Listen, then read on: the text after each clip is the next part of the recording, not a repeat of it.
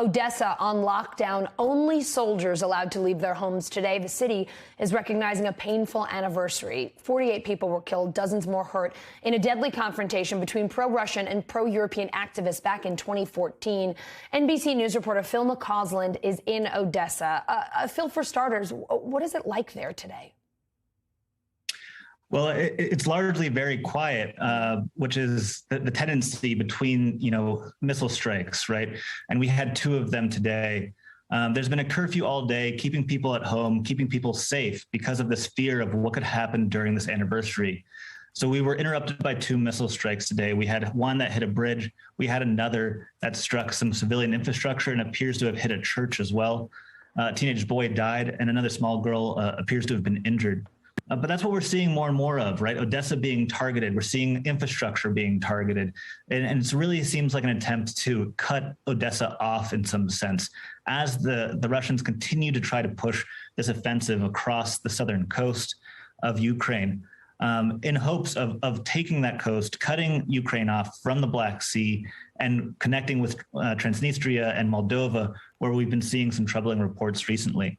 It also has to be noted as well, in the past couple of days, even today, we've seen saboteurs arrested who appear to be sympathetic to Russia. This day was a real day of concern for them as they feared that Russian saboteurs, pro-Russian forces here in the city would attempt to cause some kind of disarray, some kind of mayhem, though that appears so far to have been avoided. Phil, Vladimir Putin mentioned May 2nd, 2014 in a speech just before this war. How did he and Russia use that date, and how have they used that date to justify the attacks that we're seeing now? Yeah, Putin mentioned Odesa right before he invaded Ukraine. He mentioned this date and Odesa specifically as he recognized those 2 breakaway states that we see in the eastern part of the country.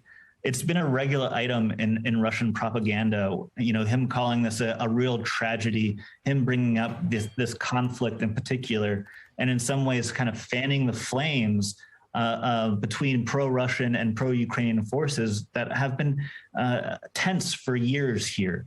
This is a Russian-speaking town, as we've seen many Russian-speaking towns across Ukraine, and now a lot of them are now contending with what is their identity? Who do their allegiances lie to?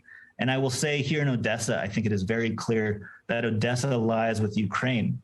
But nevertheless, that is a line that Putin has been driving, that the Kremlin has been driving for years now, for 8 really difficult years. All right, Phil McCausland in Odesa. Thank you. Thanks for watching our YouTube channel. Follow today's top stories and breaking news by downloading the NBC News app.